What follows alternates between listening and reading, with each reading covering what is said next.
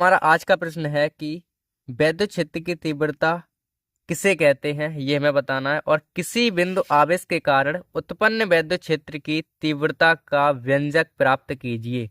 ठीक है, तो हमें बताना है कि भाई साहब वैद्युत क्षेत्र की परिभाषा क्या है और किसी बिंदु आवेश के कारण उत्पन्न वैद्युत क्षेत्र की तीव्रता का जो व्यंजक होता है वो भी हमें डिराइव करना है, यानी कि प्राप्त करना है। ठीक है, तो शुरू करते हैं अपने प्रश्न को।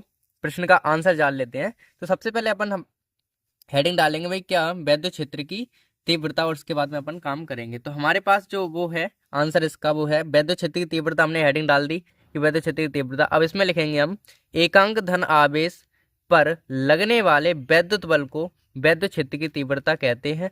ठीक है, एकांक धन आवेश पर जो बल लगता है उसे ही हम क्या कहते हैं, वैद्युत क्षेत्र की तीव्रता। तो हम लिख सकते हैं ऐसे कि एकांक धन आवेश पर लगने वाले वैद्युत बल को वैद्युत क्षेत्र की तीव्रता कहते हैं। ठीक है, इसे हम ई से व्यक्त करते हैं। किससे व्यक्त करते हैं भाई? ई से व्यक्त करते हैं। जो कैपिटल ई है उससे हम व्यक्त करते हैं, और ये सदिश राशि होती है इसीलिए ये वेक्टर लगा है इस पे। ठीक है, अब हम आगे क्या समझते हैं इसके बारे में कि इसका जो मात्रक होता है वो होता है हमारा न्यूटन प्रति कूलाम। ठीक है, इसका मात्रक न्यूटन प्रति कूलाम होता है, और इसका जो फॉर्मूला है वो हमारे पास है। क्या है फॉर्मूला भाई? फॉर्मूला हमारे पास है ई बराबर एफ अपॉन में क्यू नॉट। ठीक है, जहाँ पे हमारे पास एफ है वैद्युत बल और ई जो क्यू नॉट है वो हमारा है परीक्षण आवेश। ठीक है, इस बात को भी हम लिख देते हैं। वो क्या है भाई? एफ हमारे पास क्या है? एफ हमारा है क्या? वैद्युत बल। एफ हमारा क्या है भाई? वैद्युत बल है। और ई नॉट क्या है हमारे पास? सॉरी, क्यू नॉट क्या है हमारे पास? क्यू नॉट हमारे पास क्या है भाई? परीक्षण आवेश। परीक्षण आवेश हमारे पास क्या है? Q not. ठीक है, तो क्यू नॉट हमारे पास परीक्षण आवेश है, और एफ क्या है? वैद्युत बल है। ठीक है, तो एक बार हम दोबारा से देख लेते हैं क्या है भाई कि एकांक धन आवेश पर लगने वाले वैद्युत बल को वैद्युत क्षेत्र की तीव्रता कहते हैं। इसे ई से प्रदर्शित करते हैं। इसका मात्रक न्यूटन प्रति कूलम होता है, और इसका फॉर्मूला होता है ई बराबर एफ अपॉन में क्यू नॉट, जहां पर एफ हमारा वैद्युत बल है तथा क्यू नॉट हमारे पास परीक्षण आवेश है, और जो कैपिटल ई है वो हमारे पास वैद्युत क्षेत्र की तीव्रता है। ठीक है, अब हम अपने अगले प्रश्न में मतलब इसी के अगले भाग में चलते हैं। जो हमें क्या क्या हमसे क्या क्या पूछा था ना, कि हमने एक चीज तो सॉल्व कर ली कि वैद्युत क्षेत्र की तीव्रता किसे कहते हैं, ये तो हमें पता चल गया। वैद्युत क्षेत्र की तीव्रता किसे कहते हैं ये हमने अपनी डेफिनेशन लिख दी। अब इसी प्रश्न में हमसे पूछा गया कि किसी बिंदु आवेश के कारण उत्पन्न वैद्युत क्षेत्र की तीव्रता का व्यंजक प्राप्त करना है हमें। ठीक है, तो वो भी हम करते हैं। तो हमारा आगे का कार्यक्रम ये है कि हम अपनी हेडिंग डालेंगे कि किसी बिंदु आवेश के कारण उत्पन्न वैद्युत क्षेत्र की तीव्रता का सूत्र का निगमन। ये हमसे पूछा गया था प्रश्न में, यही तो पूछा था भाई कि किसी बिंदु आवेश के कारण जो वैद्युत क्षेत्र की तीव्रता है उसके सूत्र का हम निगमन करेंगे, यही तो पूछा है। हाँ ठीक है, अब हमें इसे कैसे सॉल्व करेंगे वो देखिए। सबसे पहले हम इसमें लिखेंगे कि भाई उत्तर क्या है, और इसके लिए डायग्राम बनाना पड़ेगा आपको, और इसमें लिखना पड़ेगा कि मान लेते हैं कि माना कि पहले हम चित्र बनाएंगे और चित्र के हिसाब से लिखेंगे। देखो, माना कोई क्यू आवेश स्थित है। तो मान लेते हैं हमारे पास कोई क्यू आवेश एक स्थित है। जो क्यू आवेश दिख रहा है ये धन का क्यू आवेश है। ये कोई स्थित है जिससे आर दूरी पर एक परीक्षण आवेश स्थित है, जिस पर कौन सा परीक्षण आवेश भाई? परीक्षण आवेश हम क्यू नॉट से करते हैं, जिससे एक क्यू आवेश स्थित है, जिससे आर दूरी पर एक परीक्षण आवेश स्थित है। ठीक है, आर दूरी पर एक परीक्षण आवेश स्थित है। एक बार हम लिख देते हैं कि आर दूरी पर एक परीक्षण आवेश क्यू नॉट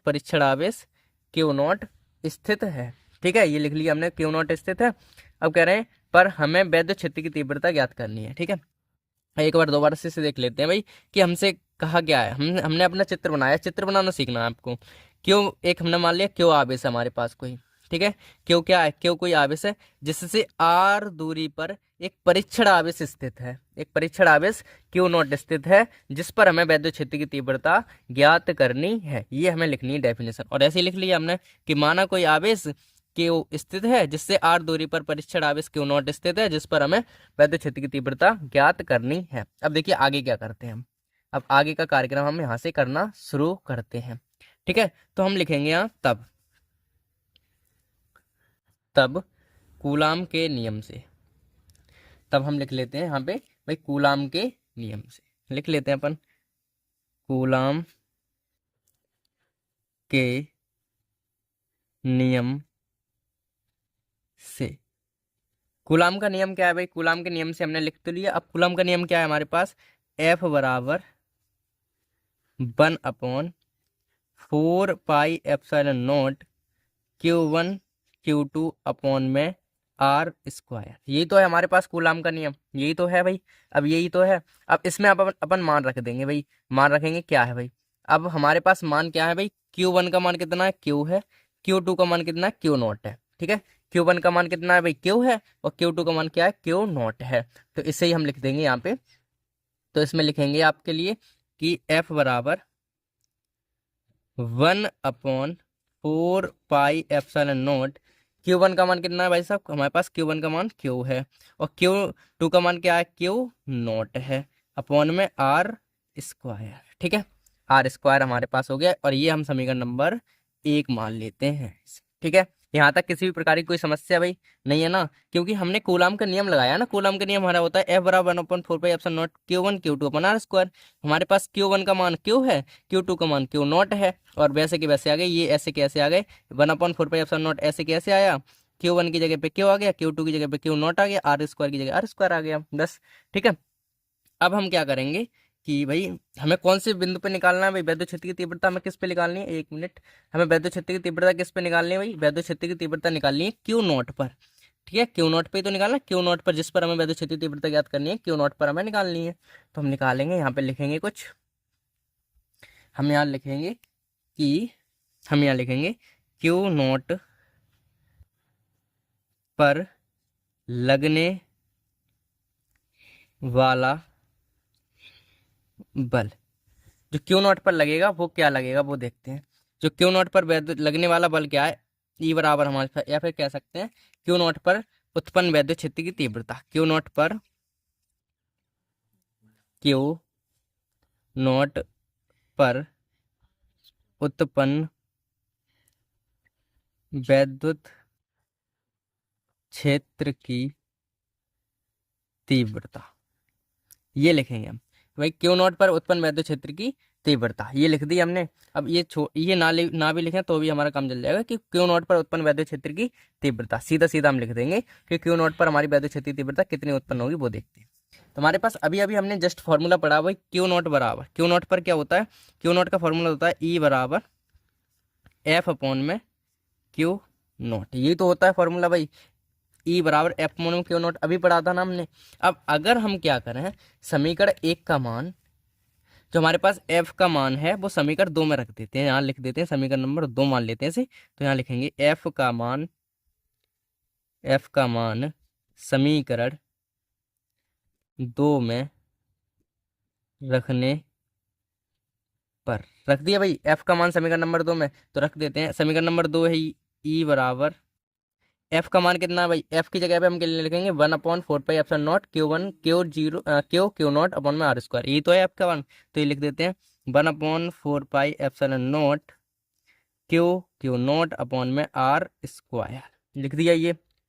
ठीक है, और F की जगह पे तो ये आ गया, F की जगह पे ये सब आ गया, बट्टे, तो बट्टे यहाँ पर आ गया। Q नॉट है तो Q नॉट ऐसे के ऐसे आ गया। ठीक है, Q नॉट हमारा ऐसे का ऐसा आ गया। ठीक है, तो Q नॉट से हमारा Q नॉट कट गया, यहाँ पे Q नॉट से हमारा Q नॉट कट गया। तो हमारे पास बचेगा क्या वो देख लेते हैं, हमारे पास क्या बचेगा वो देखते हैं। हमारे पास बचेगा भाई E बराबर 1/4 pi epsilon not Q upon में R स्क्वायर। ये जो हमारे पास बचा, ये जो हमारे पास बचा, और यही हमारा क्या हो जाएगा भाई, कि किसी बिंदु आवेश के कारण उत्पन्न वैद्युत क्षेत्र की तीव्रता का फॉर्मूला क्या है, यही हमारे पास फॉर्मूला है। तो एक बार हम इसे रिवीजन कर लेते हैं और उसके बाद हमारा कार्यक्रम हो जाएगा। ठीक है, तो एक बार दोबारा से देख लेते हैं कि पूछा गया था हमसे, ये रहा। हमसे कहा था, हमने कहा माना कोई क्यू आवेश स्थित है जिससे r दूरी पर एक परीक्षण आवेश स्थित है, जिससे r दूरी पर एक परीक्षण आवेश है, जिस पर हमें वैद्युत क्षेत्र की तीव्रता ज्ञात करनी है। सिंपल, कूलाम के नियम से हमने लगाया भाई। कूलाम का नियम क्या होता है भाई, हमारे पास कूलाम का नियम होता है कि F बराबर 1/4 pi epsilon not Q1 Q2 upon में R स्क्वायर।